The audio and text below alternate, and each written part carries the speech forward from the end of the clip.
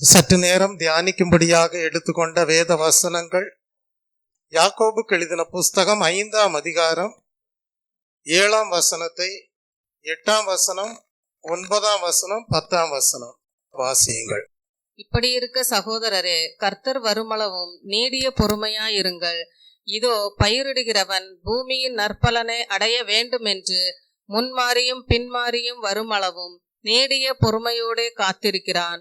நீங்களும் நீடிய பொறுமையோடு இருந்து உங்கள் இருதயங்களை ஸ்திரப்படுத்துங்கள். கர்த்தரின் வருகை சமீபமாயிருக்கிறது. சகோதரரே, நீங்கள் நியாயம் தீர்க்கப்படாதபடிக்கு ஒருவருக்கொருவர் விரோதமாய் முறையிடாதிருங்கள்.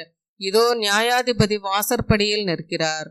என் சகோதரரே, கர்த்தருடைய நாமத்தினாலே பேசின தீர்க்கதரிசிகளை துன்பப்படுத்துதலுக்கும் நீடிய பொறுமைக்கும் திருஷ்டாந்தமாக வைத்துக் கொள்ளுங்கள். இதோ பொறுமையாய் இருக்கிறவர்களை பாக்கியவான்கள் என்கிறோமே. யோபின் பொறுமையை குறித்து கேள்விப்பட்டிருக்கிறீர்கள். கர்த்தருடைய செயலின் முடிவையும் கண்டிருக்கிறீர்கள். கர்த்தர் மிகுந்த உருக்கமும் இரக்கமும் உள்ளவருமாய் இருக்கிறாரே. ஜெபிப்போம். அன்பும் மகா கிருபையும் இரக்கமும் நிறைந்த பரலோக பிதாவே, உம்மை நன்றியுள்ள இருதயத்தோடு ஸ்தோத்தரிக்கிறேன். ஆசீர்வதிக்கப்பட்ட ஓய்வு நாளின் காலை வேளையிலே தியானிக்கும்படியாக நீர் எங்களுக்கு கொடுத்த வசனங்களுக்காக உமக்கு நன்றி செலுத்துகிறேன். இந்த வசனங்கள் மூலமாக நீர் வெளிப்படுத்துகிற சத்தியங்கள் உம்மை பின்பற்றுகிற தேவ ஜனங்களுக்கு ஆசீர்வாதமாக காணப்பட தேவன் தாமே அனுகிரகம் செய்தருளும். இயேசு கிறிஸ்துவின் இன்ப நாமத்தில் ஜெபிக்கிறேன், பரிசுத்தமுள்ள நல்ல பிதாவே, ஆமீன். யாக்கோபுக்கு எழுதின புஸ்தகத்தை நாம் ஞாயிற்றுக்கிழமைகளிலே தியானித்து வருகிறோம். அதன்படி நாம் கடந்த முறை யாக்கோபுக்கு எழுதின புஸ்தகம் 5ஆம் அதிகாரம் 3 முதல் 5 வசனங்களை தியானித்தோம். இந்த நாளிலே நாம் யாக்கோபுக்கு எழுதின புஸ்தகம் 5ஆம் அதிகாரம் 7 முதல் 11 வசனங்களை தியானிக்க இருக்கிறோம். கர்த்தருடைய நாமத்திற்கு மகிமை உண்டாவதாக. இந்த யாக்கோபுக்கு எழுதின புஸ்தகம் 5ஆம் அதிகாரம் 7 முதல் 11 வசனங்களை வாசிக்கும் போது யாக்கோபு அப்போஸ்தலன் எதை முக்கியப்படுத்துகிறார் என்றால், நம் ஒவ்வொருவருடைய வாழ்க்கையிலையும் பொறுமையானது எவ்வளவு முக்கியம் என்பதை வலியுறுத்தக்கூடியவராக காணப்படுகிறார். கர்த்தருடைய நாமத்திற்கு மகிமை உண்டாவதாக. அதுவும் இந்த பொறுமை யாருக்கு ரொம்ப முக்கியம் என்பதை குறித்து யாக்கோபு எழுதும் போது சகோதரரே என்று எழுதுகிறார். அதாவது தேவ பிள்ளைகளுக்கு எழுதுகிறார். அதான் 7ஆம் வசனத்துல படிக்கிறோம். இப்படி இருக்க சகோதரரே என்று துவங்குகிறார். அப்படி துவங்கி விட்டுதான் சொல்லுகிறார், கிறிஸ்தவ மக்களுக்கு அல்லது கிறிஸ்தவர்களுக்கு, உண்மையான தேவ பிள்ளைகளுக்கு, சகோதரத்துவ ஐக்கியத்தில் இருக்கிறவர்களுக்கு பொறுமையானது எவ்வளவு முக்கியம் என்பதை வலியுறுத்தும் வண்ணமாக எழுதுகிறார். சரி, ஏன் அப்படி எழுதுகிறார் என்றால், அதற்கு முந்தின வசனங்கள் 3 முதல் 5 வசனங்களிலே தேவனற்றவர்களாக வாழ்கிற ஐஸ்வர்யவான்களுக்கு வருகிற நியாய தீர்ப்பு எப்படிப்பட்டது என்பதை அவர் எழுதியிருக்கிறாரே. ஆகவே அதன் அடிப்படையிலே இப்பொழுது கிறிஸ்தவ பிள்ளைகளுக்கு, தேவ சபையில் உள்ள சகோதரர்களுக்கு யாக்கோபு அப்போஸ்தலன் எழுதுகிறார். ஏற்கனவே அவர் ஒரு எதிர்ப்பிற்குரிய பார்வையோடு தேவனற்றவர்களாக காணப்படுகிற ஐஸ்வர்யவான்களுக்கு வரப்போகிற நியாய தீர்ப்பை குறித்து குறிப்பிட்டு விட்டு, அதனிமித்தமாக இப்படி இருக்க, அதனிமித்தமாக சகோதரரே, தேவ ஜனங்களே, உங்களுக்கு ரொம்ப அவசியமாக இருக்க வேண்டியது என்னவென்றால் பொறுமை ரொம்ப அவசியமாய் இருக்கிறது என்று 7ஆம் வசனத்திலிருந்து 11ஆம் வசனம் வரைக்கும் குறிப்பிடக்கூடியவராக இருக்கிறார்.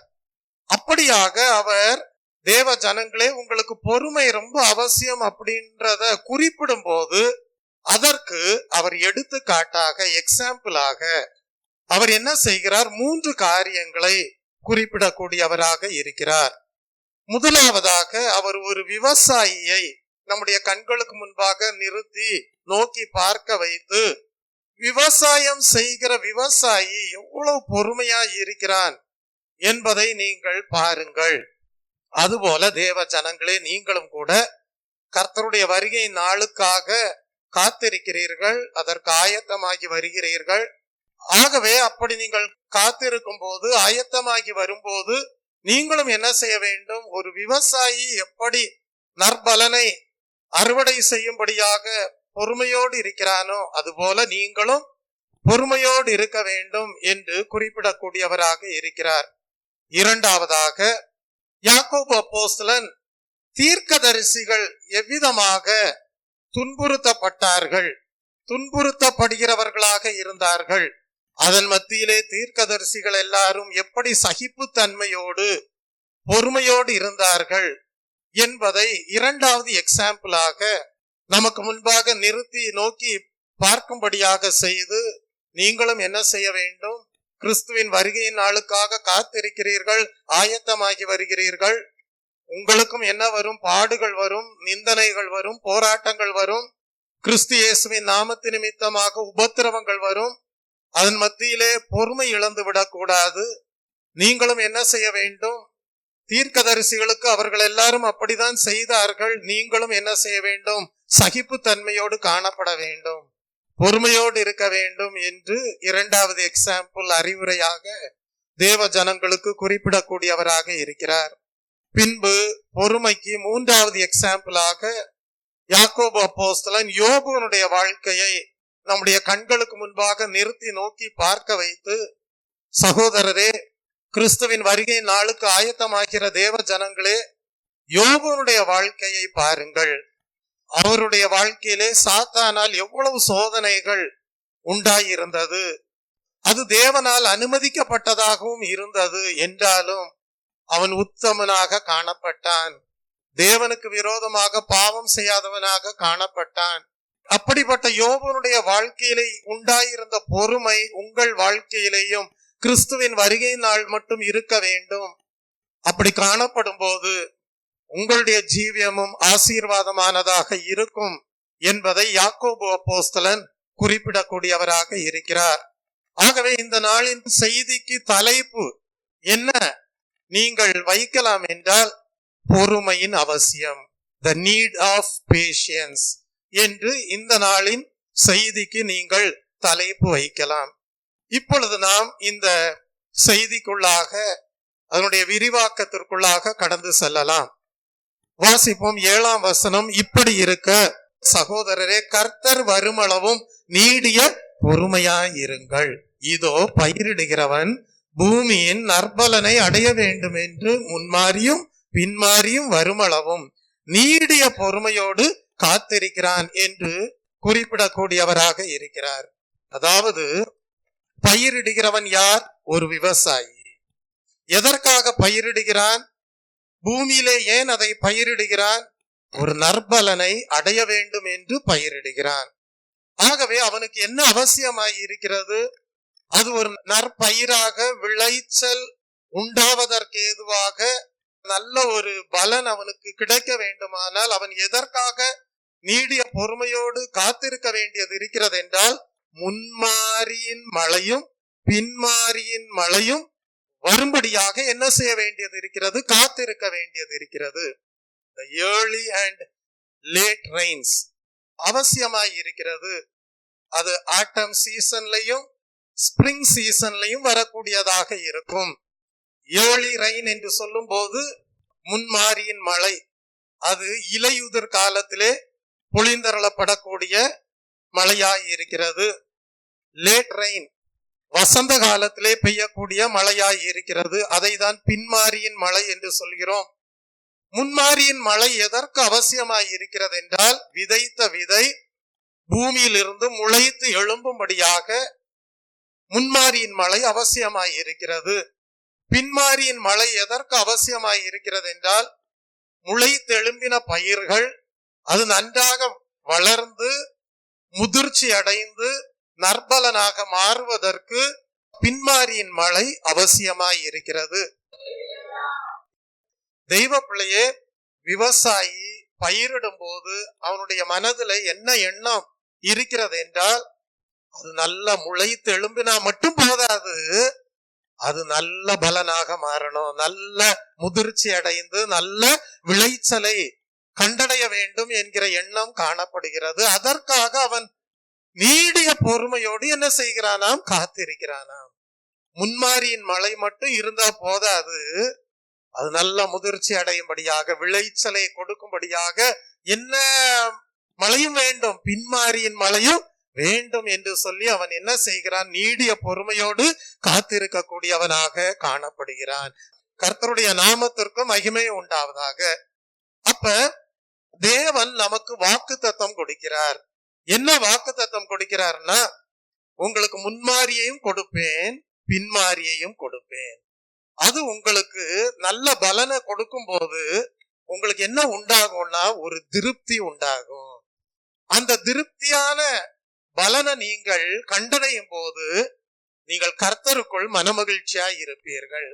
நீங்கள் கர்த்தருக்குள் அப்படி மனமகிழ்ச்சியாய் இருக்கும்படியாக என்ன செய்ய வேண்டும்? கர்த்தருக்கு பயந்து ஜீவிக்க வேண்டும். அது மட்டும் இல்ல, நீங்க அந்த முன்மாரிக்காகவும் பின்மாரிக்காகவும் ஜெபிக்க வேண்டும், வேண்டிக் கொள்ள வேண்டும். கர்த்தருடைய நாமத்திற்கு மகிமை உண்டாவதாக. நம்ம எப்பயுமே என்ன செய்யக்கூடாதுன்னா, மழை பெய்யக்கூடாதுன்னு நினைக்க கூடாது.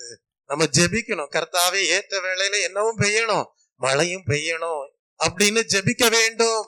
இப்ப நான் அதுக்குரிய வசனங்களை கொடுக்கிறேன், நீங்க நோட் பண்ணிக்கோங்க. உபாகமம் எழுதின புஸ்தகம் 11ஆம் அதிகாரம் 14, 15 வசனங்களை வாசித்து பாருங்கள். நீ உன் தானியத்தையும் உன் திராட்சை ரசத்தையும் உன் எண்ணெயையும் சேர்க்கும்படிக்கு நான் ஏற்ற காலத்திலே உன் தேசத்திலே முன்மாரியையும் பின்மாரியையும் பெய்ய பண்ணி மிருக ஜீவன்களுக்காக உன் வெளியிலே புல் முளைக்கும்படி செய்வேன், நீ சாப்பிட்டு திருப்தி அடைவாய் என்றார். அப்ப நமக்கு ஆகாரத்து நிமித்தமாகவும் நம்முடைய சரீரத்திற்கு திருப்தி உண்டாக வேண்டியது அவசியமாய் இருக்கிறது. பிரியமானவனே, உன் ஆத்துமா வாழ்வது போல நீ எல்லாவற்றிலும் வாழ்ந்து சுகமாய் இருக்கும்படி வேண்டுகிறேன். இயேசு கிறிஸ்து பிரசங்கம் பண்ணினார். திரள் கூட்ட ஜனங்கள் வந்து ஆன்மீக ஆகாரத்தை, வேத வசனங்களை உட்கொள்ளக்கூடியவர்களாக இருந்தார்கள். என்றாலும் அவர்கள் நீண்ட நேரம் அப்படி பிரசங்கம் பண்ணி கொண்டிருந்ததை கேட்டுக்கொண்டிருந்த போது அவருக்கும் என்ன எண்ணம் உண்டாயிற்று என்றால், அவர்களுக்கும் சரீர பிரகாரமான ஆகாரத்தையும் கொடுத்து என்ன செய்ய வேண்டும்? திருப்திப்படுத்த வேண்டும் என்கிற எண்ணம் உண்டாயிற்று. ஆகவேதான் அவர் 5 அப்பங்களையும் 2 மீன்களையும் எடுத்து 5000 பேரை போஷிக்கும்படியாக அவர் ஆசீர்வதித்து கொடுத்தார். Praise the Lord. அப்படியாக தேவன் என்ன செய்கிறார்? வாக்குத்தத்தம் கொடுக்கிறார். உங்களை நான் திருப்தியாக்குவேன். முதல் ஆசீர்வாதம் என்ன? என் ஜனங்கள் நான் அருளும் நன்மையினாலே திருப்தி அடைந்திருப்பார்கள். அதற்கு என்ன வேண்டும்? நீடிய பொறுமை அவசியமாய் இருக்கிறது. Praise the Lord. எரேமியா தீர்க்கதரிசியின் புஸ்தகம் 5ஆம் அதிகாரம் 24ஆம் வசனத்தை வாசித்து பாருங்கள். எரேமியா தீர்க்கதரிசியின் புஸ்தகம் 5ஆம் அதிகாரம் 24ஆம் வசனம். அந்தபடி அந்தந்த பருவத்திலே எங்களுக்கு மழையையும் முன்மாரியையும் பின்மாரியையும் கொடுத்து அறுப்புக்கு நியமித்த வாரங்களை எங்களுக்கு தற்காக்கிற எங்கள் தேவனாகிய கர்த்தருக்கு பயந்திருப்போம் என்று அவர்கள் தங்கள் இருதயத்திலே சொல்லுகிறதில்லை. அப்ப இந்த முன்மாரி பின்மாரி என்கிற ஆசீர்வாதத்தின் மழை பொழிந்தருள வேண்டுமானால் ஜனங்கள் கர்த்தருக்கு பயந்திருக்க வேண்டும். Praise the Lord. பொதுவா நம்ம என்ன சொல்லுவோம்? எங்கள் தேவன் அவர் அருளும் நன்மையினாலே எங்களை திருப்தியாக்க கூடியவராக இருக்கிறார் என்று சொல்லுகிறவர்களாய் இருப்போம். ஆனால் அந்த வசனம் நிறைவேறுவதற்கு இங்க ஒரு நிபந்தனை காணப்படுகிறது. அவர்கள் கர்த்தருக்கு என்ன செய்ய வேண்டும்? பயந்து ஜீவிக்க வேண்டும். யோவேல் தீர்க்கதரிசியின் புஸ்தகம் 2ஆம் அதிகாரம் 23ஆம் வசனத்தை வாசித்து பாருங்கள். சீயோன் குமாரரே, உங்கள் தேவனாகிய கர்த்தருக்குள் மகிழ்ந்து களி கூறுங்கள். நல்லா பாருங்க, நம்முடைய தேவன் என்ன செய்கிறார்? அவருக்குள் மகிழ்ந்து களி கூற பண்ணுகிற தேவனாய் இருக்கிறார், திருப்திப்படுத்துகிற தேவனாய் இருக்கிறார். அதற்கு நாம் என்ன செய்ய வேண்டும்? கர்த்தருக்கு பயந்து ஜீவிக்கிறவர்களாய் இருக்க வேண்டும். தொடர்ந்து அந்த வசனத்தை வாசியுங்கள். அவர் தக்கபடி உங்களுக்கு முன்மாரியை கொடுத்து உங்களுக்கு முன்மாரியையும் பின்மாரியையும் ஏற்கனவே வருஷிக்க பண்ணுவார். அப்ப நம்முடைய தேவன் வாக்குத்தத்தங்களை கொடுக்கிறார் என்றால் அதை நிறைவேற்றுகிறவராகவும் இருக்கிறார். கர்த்தருடைய நாமத்திற்கு மகிமை உண்டாவதாக. அப்ப கர்த்தருக்குள் மகிழ்ந்து களி கூறக்கூடிய அனுபவம் நம்முடைய வாழ்க்கையிலே தேவன் கொடுக்கிற முன்மாரியினாலும் பின்மாரியினாலும் ஆத்ம ரட்சிப்பின் அனுபவத்தின் மூலமாகவும் சரீர பிரகாரமான நன்மைகள் மூலமாகவும் கடந்து வரக்கூடியதாய் இருக்கிறது. அதற்கு நாம் என்ன செய்ய வேண்டும்? தேவனை நோக்கி வேண்டுதல்களை ஏறெடுக்க வேண்டும். தேவனுக்கு பயந்து ஜீவிக்கிறவர்களாய் இருக்க வேண்டும். சகரியா தீர்க்கதரிசியின் புஸ்தகம் 10ஆம் அதிகாரம் 1ஆம் வசனத்தை வாசித்து பாருங்கள். பின்மாறி காலத்து மழையை கர்த்தரிடத்தில் என்ன செய்யுங்கள்?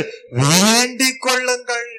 அப்பொழுது கர்த்தர் மின்னல்களை உண்டாக்கி வயல்வெளியில் அவரவருக்கு பயிர் உண்டாக அவர்களுக்கு மழையை கட்டளையிடுவார். இப்ப இதெல்லாம் ரெஃபரன்ஸ் வேர்ஸா இருக்கு.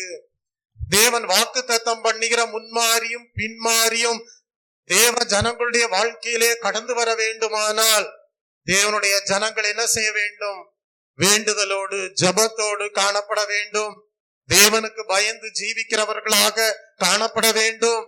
அதுல குறைவு வரக்கூடாது. நம்முடைய தேவன் அப்படிப்பட்டவர்களை என்ன செய்கிறார்? அவருடைய நன்மையினாலே திருப்தி ஆக்குகிறார். உங்கள் நம்பிக்கை என்ன செய்யாது? வீண் போகாது. நீங்கள் கர்த்தருக்குள் களி கூர்ந்து மகிழ முடியும். நீங்கள் என்ன செய்ய வேண்டும்? அதற்காக ஒரு விவசாயியை போல நீங்கள் தேவன் எதிர்பார்க்கிற நிபந்தனைக்கு உட்பட்டு ஜீவிக்கிறவர்களாகவும் பலன் கர்த்தரிடத்திலிருந்து வரும் என்கிற நம்பிக்கையோடு நீடிய பொறுமையோடு காத்திருக்க வேண்டும். கர்த்தருடைய நாமத்திற்கு மகிமை உண்டாவதாக. நம்ம நீடிய பொறுமையோடு காத்திருக்கும் போது எதிர்பார்க்கிற நற்பலனை நாம் அடைகிறவர்களாகவே காணப்படுவோம். Praise the Lord. இப்ப இந்த யோவேல் தீர்க்கதரிசியின் புஸ்தகம் 2ஆம் அதிகாரம் 23ஆம் வசனத்திற்கு வரும்போது அங்கே நாம் படிக்கிறோமே, வாசியுங்கள் அந்த வசனத்தை. சீயோன் குமாரரே, உங்கள் தேவனாகிய கர்த்தருக்குள் மகிழ்ந்து களிகூருங்கள். அவர் தக்கபடி உங்களுக்கு முன்மாரியையும் பின்மாரியையும் ஏற்கனவே வர்ஷிக்க பண்ணுவார் என்று எழுதப்பட்டிருக்கிறது.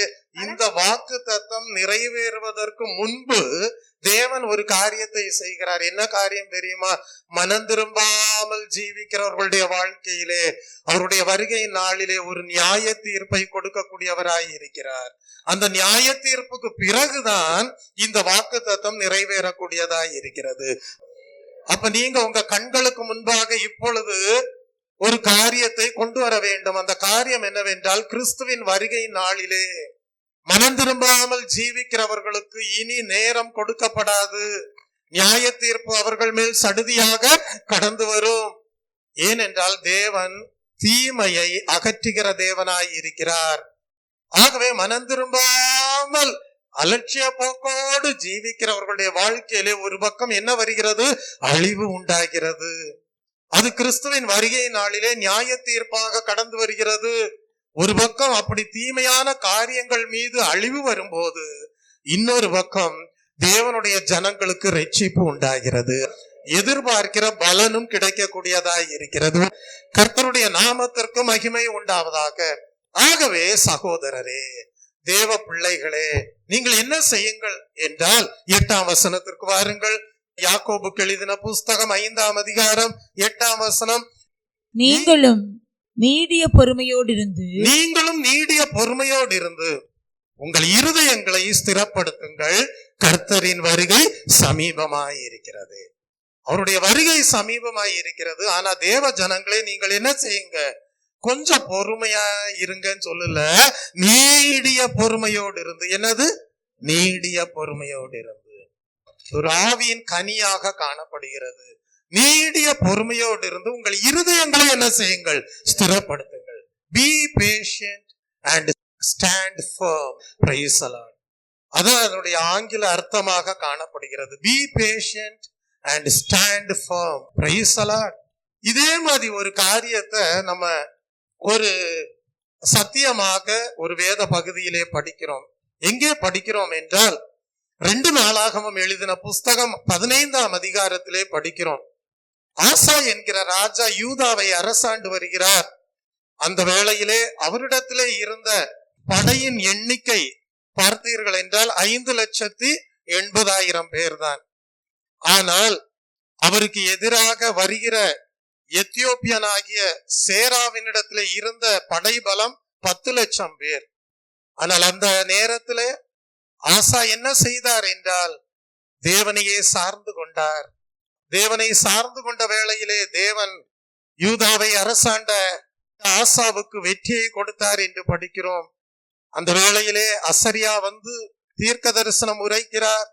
அந்த தீர்க்க தரிசனத்தை கேட்ட ஆசா ராஜா என்னென்ன காரியங்களிலே புதுப்பிக்கப்படுதல் அவசியமாய் இருக்கிறது என்பதை அறிந்து அவர் என்ன செய்தார்? அருவருப்புகளை எல்லாம் அகற்றி தேவனுடைய எதிர்பார்ப்புக்கு ஏற்ற வண்ணமாக சுத்திகரிப்பு உண்டு பண்ணக்கூடியவராகவும் புதுப்பிக்கக்கூடிய வேலைகளை நிறைவேற்றக்கூடியவராகவும் காணப்பட்டார்.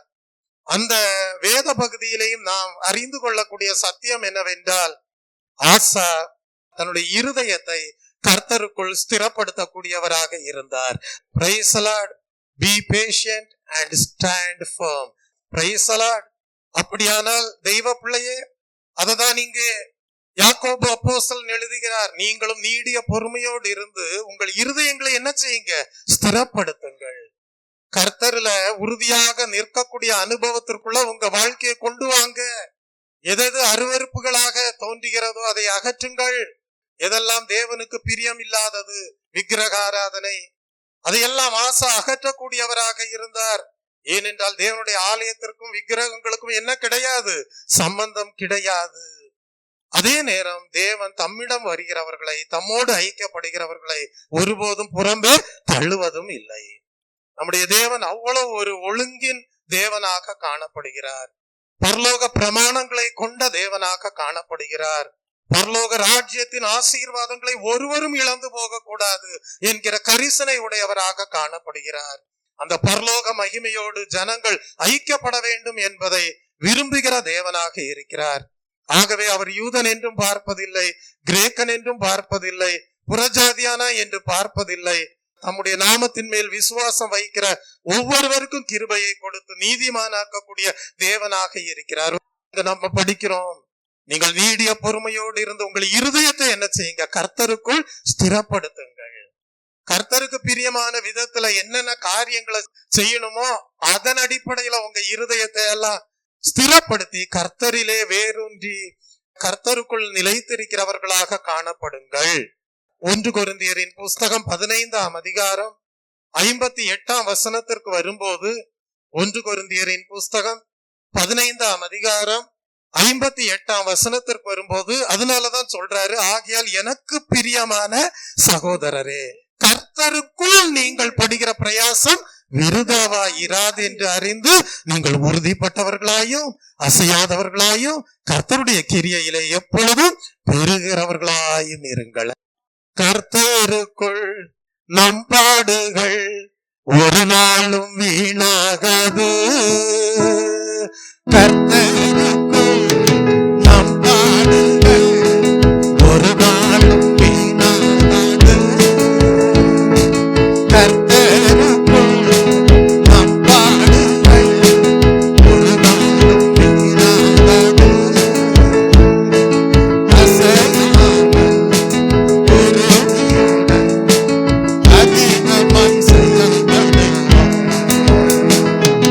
அசையாமல் உறுதியுடன் அதிகமாய் அதை கொண்ட கூடாரத்தை அணுகாது மகனே, பொல்லாப்பு நீதினாது மகனே. அப்படியே 9ஆம் வசனத்திற்கு வருவோம். யாக்கோபு 5ஆம் அதிகாரம் 9ஆம் வசனம், சகோதரரே, நீங்கள் நியாயம் தீர்க்கப்படாதபடிக்கு ஒருவருக்கொருவர் விரோதமாய் முறையிடாதிருங்கள். இதோ நியாயாதிபதி வாசற்படியில் நிற்கிறார். கர்த்தருடைய நாமத்திற்கு மகிமை உண்டாவதாக. டோன்ட் கிரம்பிள், டோன்ட் மர்மர் என்று சொல்லப்படுகிறது. தெய்வ பிள்ளையே, நான் உங்கள்கிட்ட கேட்கிறேன், ஒரு அவிசுவாசியான மனிதன், கர்த்தருக்குள்ள இல்லாத ஒரு மனிதன், அவிசுவாசியான மனிதன் உங்கள் மேல் ஒரு தூஷணம் சொல்லுவானே ஆனால், உங்களுக்கு விரோதமாக ஒரு குற்றச்சாட்டை வைப்பானே ஆனால், அது உங்களுக்கு ரொம்ப வேதனையா இருக்காது. ஆனா அதே நேரம் ஒரு விசுவாசி, கர்த்தரை அறிந்த தேவ பிள்ளை, கர்த்தருக்குள்ள இருக்கிற ஒரு தேவ பிள்ளை இன்னொரு தேவ பிள்ளையை பற்றி குற்றம் சாட்டும் போது அந்த குற்றம் சாட்டப்படுகிற தேவ பிள்ளைக்கு எவ்வளவு வேதனை இருக்கும். அததான் யாக்கோபு அப்போஸ்தலன் கொஞ்சம் சிந்தித்து பாருங்கள் என்று சொல்கிறார். ஒரு அவிசுவாசி உங்களை குற்றம் சாட்டினான்னா அது அவ்வளவு வேதனையா இருக்காது. வேதனை இருக்கும், ஆனா ரொம்ப வேதனையா இருக்காது. ஆனா உங்களுக்குள்ள இருக்கிற ஒருத்தர் உங்களுக்குள்ள இருக்கிற இன்னொருத்தரை குற்றம் சாட்டும் போது அதை கேள்விப்படுகிற குற்றம் சாட்டப்படுகிற அந்த ஆத்மா கேள்விப்படும் போது அதுக்கு எவ்வளவு வேதனையா இருக்கும். அந்த விசுவாசி எங்க சகோதரத்துவ ஐக்கியத்துல இருக்கிற விசுவாசி அல்லவா?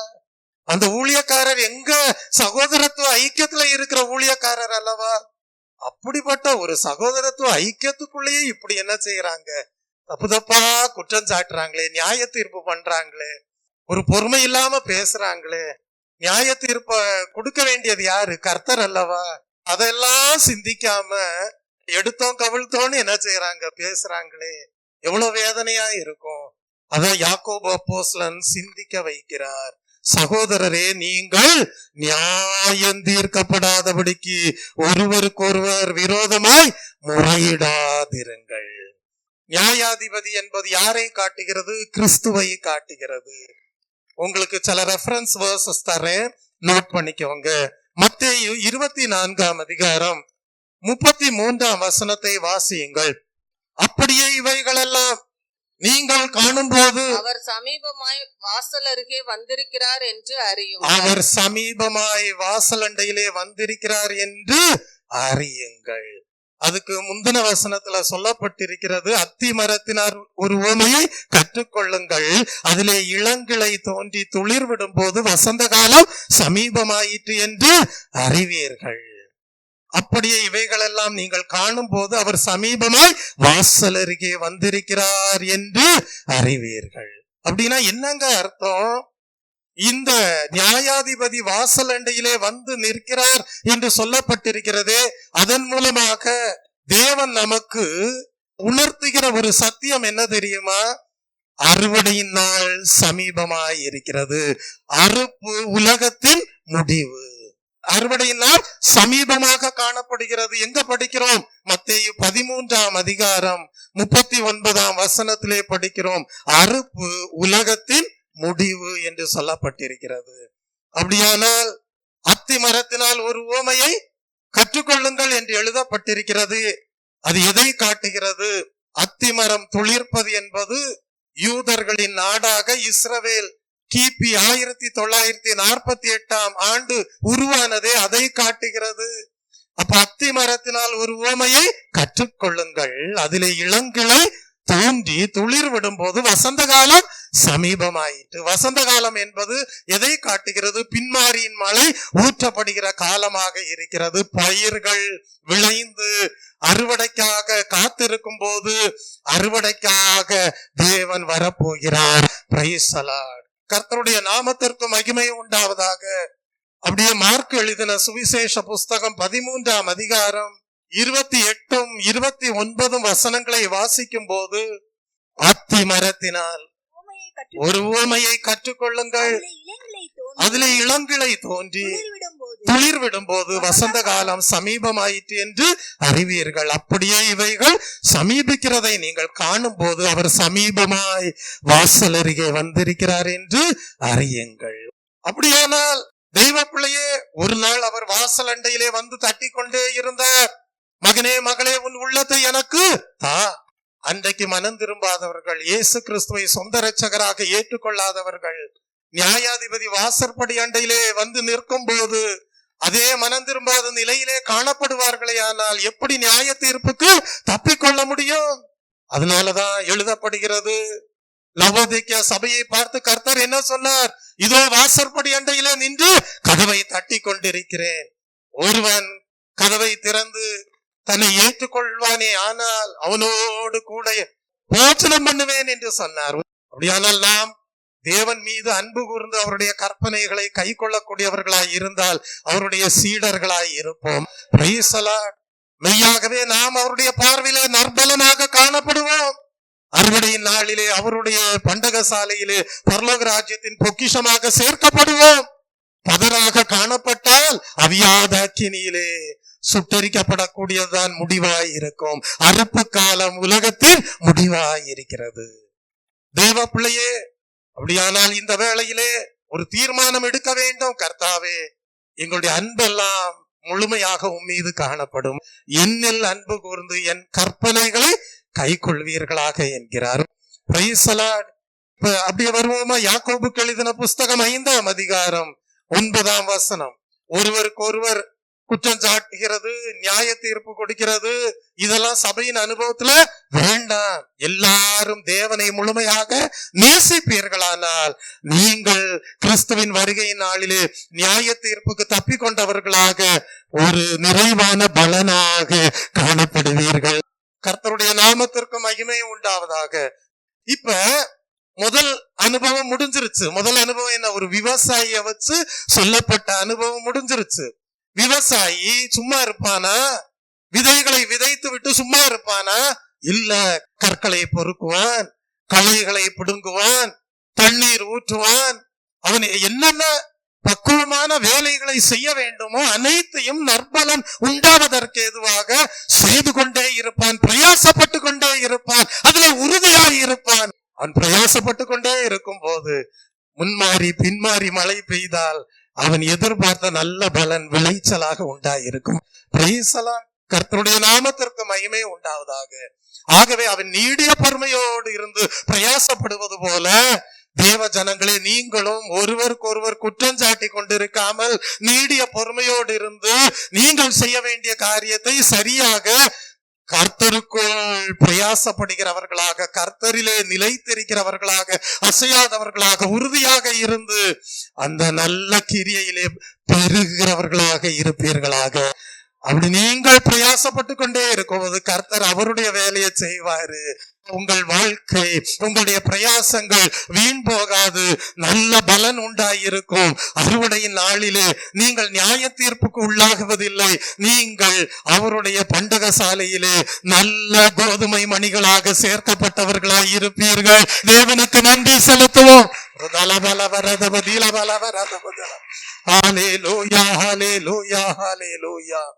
இரண்டாவது அனுபவம், நீடிய பொறுமையாய் இருப்பதற்கு கண்களுக்கு முன்பாக வைத்துக் கொள்ள வேண்டியது யாரை? தீர்க்கதரிசிகளை. வாசியுங்கள் 10ஆம் வசனம். என் சகோதரரே, கர்த்தருடைய நாமத்தினாலே பேசின தீர்க்கதரிசிகளை துன்பப்படுதலுக்கும் நீடிய பொறுமைக்கும் திருஷ்டாந்தமாக வைத்துக் கொள்ளுங்கள். ரெஃபரன்ஸ் வசனம் கொடுக்கிறேன். எழுதப்பட்டிருக்கிறது, உங்கள் பிதாக்களும் தீர்க்கதரிசிகளை என்ன செய்தார்கள்? துன்புறுத்தக்கூடியவர்களாக இருந்தார்கள். இயேசு கிறிஸ்துவே சொன்னார், மாயக்காரரே அப்படின்னு கூப்பிட்டாரா இல்லையா? ஆம்.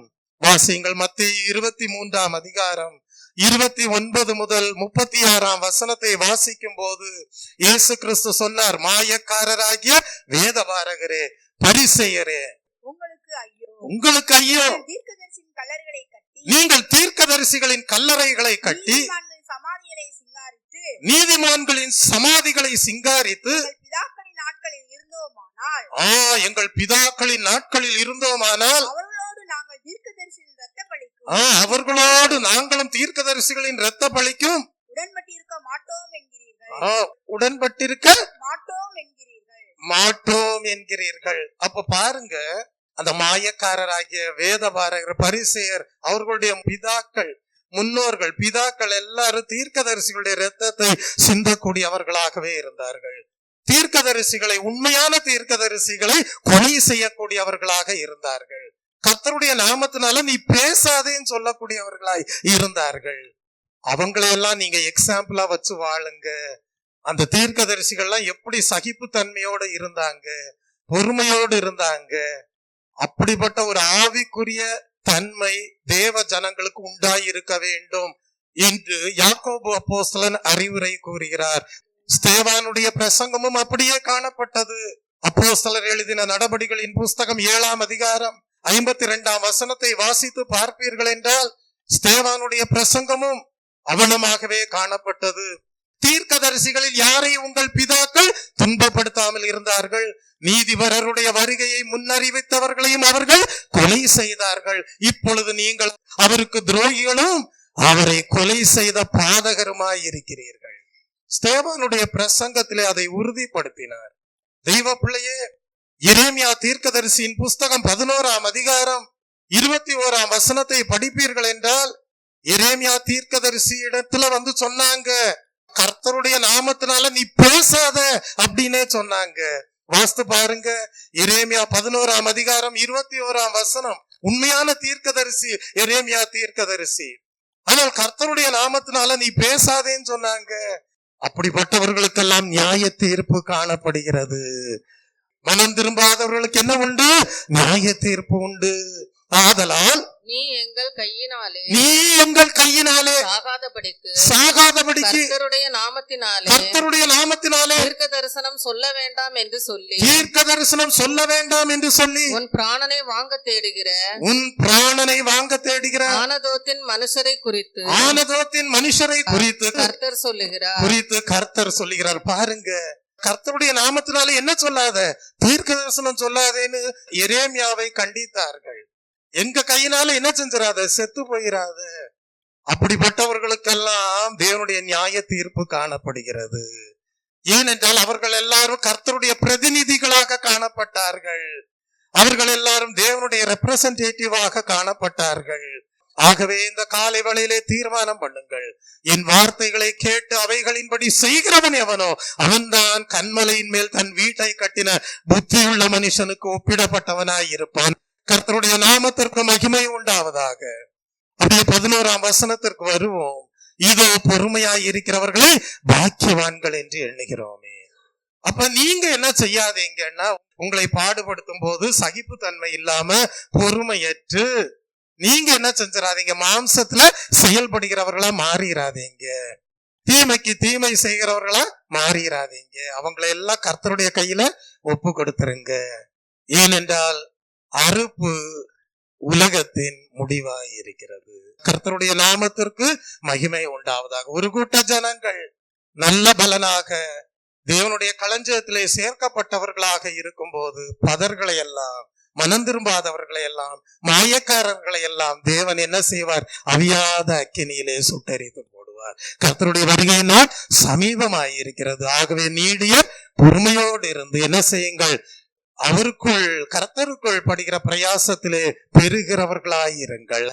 கடைசியாக 11ஆம் வசனம், இதோ பொறுமையாய் இருக்கிறவர்களை பாக்கியவான்கள் என்று எண்ணுகிறோமே. யோபின் பொறுமையை குறித்து கேள்விப்பட்டிருக்கிறீர்கள், கர்த்தருடைய செயலின் முடிவையும் கண்டிருக்கிறீர்கள். கர்த்தர் மிகுந்த உருக்கமும் இரக்கமும் உள்ளவராய் இருக்கிறார். இந்த யோபுனுடைய பொறுமையை குறித்த டீச்சிங், அது எல்லாரும் அறிந்த சப்ஜெக்டாக பொதுவாக ஜப ஆலயங்களிலே போதிக்கப்படக்கூடியதாக இருந்திருக்கிறது. நமக்கும் தெரியும் யோபுனுடைய சத்தியம், யோபுவை குறித்த காரியம் நமக்கும் நல்லா தெரியும். ஒரு சில வசனங்களை வாசித்து முடிப்போம். யோபுவின் புஸ்தகம் 1ஆம் அதிகாரம் 21ஆம் வசனத்தை வாசிப்போம். நிர்வாணியாய் என் தாயின் கர்ப்பத்திலிருந்து வந்தேன், நிர்வாணியாய் அவ்விடத்திற்கு திரும்புவேன். கர்த்தர் கொடுத்தார், கர்த்தர் எடுத்தார், கர்த்தருடைய நாமத்திற்கு ஸ்தோத்திரம். அவ்வளவு இழப்புகள், எல்லாம் நஷ்டங்கள், துன்பங்கள், துயரம், கண்ணீரின் பாதை, வேதனை, சரீரம் முழுவதும் தாங்கொண்ணா வேதனை, அவைகளின் மத்தியிலே யோபு சொல்லுகிறார், கர்த்தர் கொடுத்தார், கர்த்தர் எடுத்தார், கர்த்தருக்கு ஸ்தோத்திரம். பாருங்க, அப்ப யோபுக்கு எப்படி தேவனோடு ஒரு ஐக்கியம் இருந்திருக்கு, நீடிய பொறுமை இருந்திருக்கு அப்படின்றத நீங்க பாருங்க. யோபுவின் புஸ்தகம் 2ஆம் அதிகாரம் 10ஆம் வசனம். யோபு தன் சொந்த மனைவியை பார்த்து என்ன சொன்னான் தெரியுமா? நீ பைத்தியக்காரி, பேசுகிறது போல பேசுகிறாய், தேவன் கையிலே நன்மையை பெற்ற நாம் தீமையை பெற வேண்டாமோ என்றான். இவைகள் எல்லாவற்றிலும் யோபு தன் உதடுகளினால் பாவம் செய்யவில்லை. ஏன் இப்படி மனைவியை பைத்தியக்காரி என்று யோபு சொன்னார்? யோபு தன்னுடைய மனைவியை பைத்தியக்காரி என்று சொன்னதற்கு காரணம் என்ன தெரியுமா? அதுக்கு ஒரு காரணம் இருந்தது. முந்தின வசனத்துல யோபுனுடைய மனைவி சொல்லுகிறாள், நீர் இன்னும் உம்முடைய உத்தமத்தில் உறுதியாய் நிற்கிறீரோ, இன்னும் இருதயத்தை திடப்படுத்திக்கிட்டே இருக்கிறீரோ, இன்னும் இருதயத்தை ஸ்திரப்படுத்திக்கிட்டே இருக்கிறீரோ, கர்த்தருக்குள்ள என்ன இன்னும் ஃபார்மா நிக்கிறீரோ. இவ்வளவு ஃபார்மா நிக்கிறீங்களா?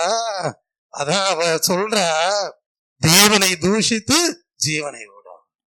தேவனை தூஷித்தா போதும், ஜீவனை விட்டா போதும். இன்னும் நீர் உத்தமத்துல என்ன செய்யணும், ஃபேமா நிக்கணுமா அப்படின்ட்டு. அப்பதான் யோபு சொல்றாரு, நீ பைத்தியக்காரி பேசுகிறது போல பேசுகிறாய், தேவன் கையிலே நன்மையை பெற்ற நாம் தீமையை பெற வேண்டாமோ என்றான். இவைகள் எல்லாவற்றிலும் யோபு தன் உதடுகளினால் பாவம் செய்யவில்லை. கர்த்தருடைய நாமத்திற்கு மகிமை உண்டாவதாக.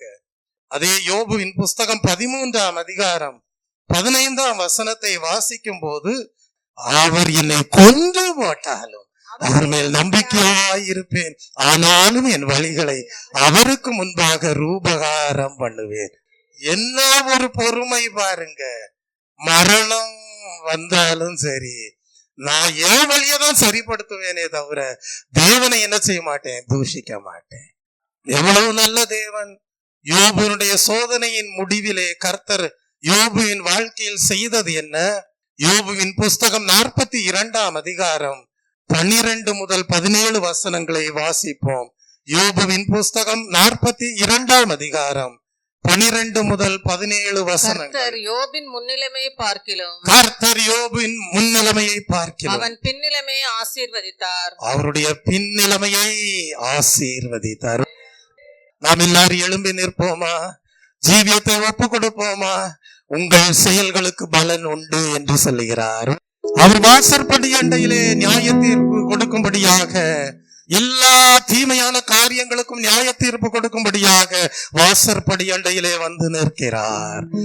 இந்த காலை வேளையிலே ஒரு தேவ பயத்தோடு ஜீவியத்தை கர்த்தருடைய கரத்தில் அர்ப்பணம் செய்வீர்களா?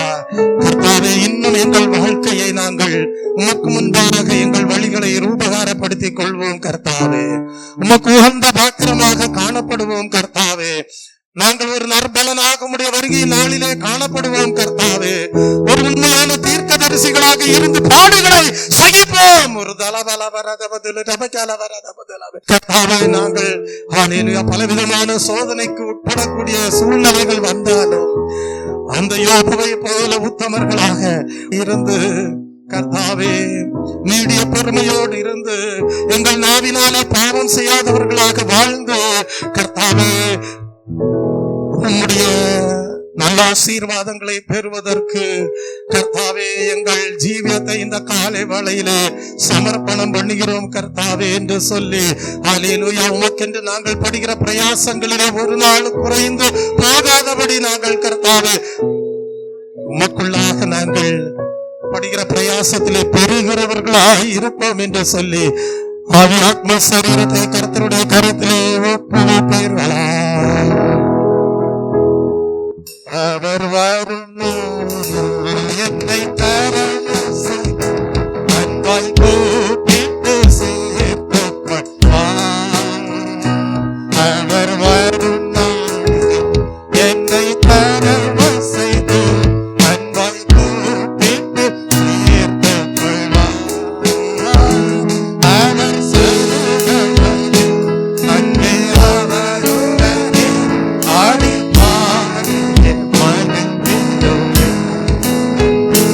அவர் சமூகமது அங்கே அவருடனே ஆடி பாடிய மகிழ்ச்சியுமே. ஆனந்தமே பரமானந்தமே இது மாபெரும் பாக்கியமே. ஆனந்தமே பரமானந்தமே இது மாபெரும் பாக்கியமே. இந்த பாதகத்தை சொந்த காரணம் எந்த உள்ளத்தில் உண்டமானா.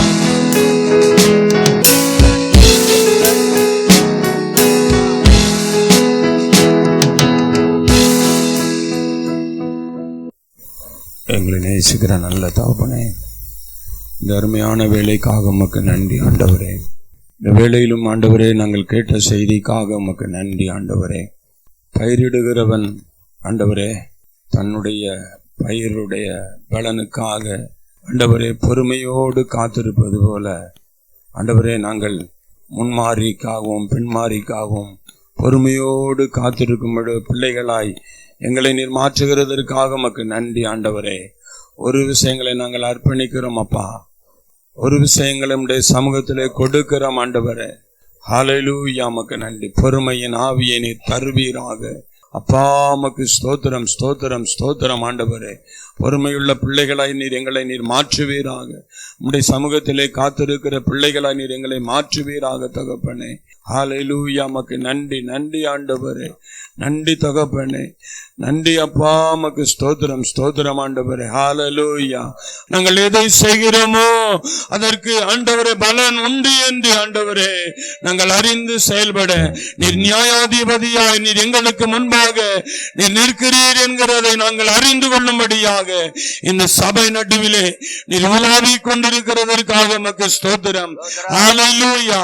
நாங்கள் பொறுமையுள்ள பிள்ளைகளாய் ஆண்டவருடைய வார்த்தைகளை கைக்கொள்ளுகிற பிள்ளைகளாய் ஆண்டவர் உமக்கு கண்டு பலம் கொடுக்கிற பிள்ளைகளாய் நீர் எங்களை நீர் மாற்ற வேண்டும் என்று ஆண்டவரே நம்முடைய சபையில நாங்கள் அர்ப்பணிக்கிறோம் அப்பா. ஹல்லேலூயா, உமக்கு நன்றி ஆண்டவரே. நன்றி தகப்பனே, நன்றி அப்பா. என் ஜனம் நான் அளிக்கும் நன்மையினாலே திருப்தி ஆவார்கள் என்று சொன்னீரே ஆண்டவரே. உம்முடைய வார்த்தையினாலே ஆண்டவருடைய பிள்ளைகளை உம்முடைய நன்மையினாலே நீ நிரப்புகிறதற்காக உமக்கு ஸ்தோத்திரம். ஹல்லேலூயா, உமக்கு நன்றி. பரிசுத்த ஆவியானவரே உமக்கு நன்றி அப்பா. உம்முடைய கரத்திலே ஒப்பு கொடுக்கிறேன் அப்பா. நீரே எங்களுக்கு பொறுமையுள்ள பிள்ளைகளாய் வாழும்படியாக ஆண்டவர் உம்முடைய சமூகத்திலே காத்திருந்து புதிய புதிய நன்மைகளை பெற்றுக் கொள்ளுகிற பிள்ளைகளாய் எங்களை நம்முடைய சமூகத்திலே நீர் உருவாக்குவீராக. எங்களை அர்ப்பணிக்கிறோம். இயேசு கிறிஸ்துவின் நாமத்திலே ஜெபிக்கிறோம் நல்ல பிதாவே, ஆமென். கர்த்தர் ஜெபத்தை கேட்ட தயவுக்காக தேவனை ஸ்தோத்தரிப்போம். ஸ்தோத்திரம் ஸ்தோத்திரம் ஸ்தோத்திரம். என் ஆத்துமாவே கர்த்தரை ஸ்தோத்தரி, என் முழு உள்ளமே பரிசுத்த நாமத்தை ஸ்தோத்தரி.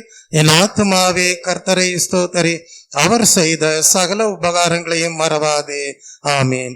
நம்முடைய கர்த்தராகிய இயேசு கிறிஸ்துவுடைய கிருபையும் பிதாவாகிய தேவனுடைய அன்பும் பரிசுத்த ஆவியானவருடைய அந்யோன்ய ஐக்கியமும் சமாதானமும் சந்தோஷமும் இன்றும் என்றும் சதா காலங்களிலும் நம் அனைவரோடும் நம்முடைய குடும்பங்களோடும் சபையாரோடும் இருப்பதாக.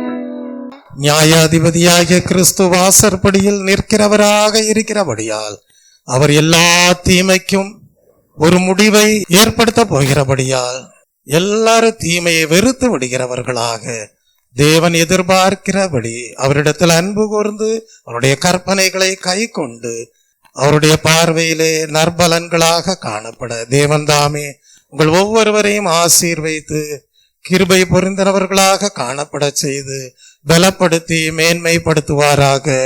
ஆமீன்.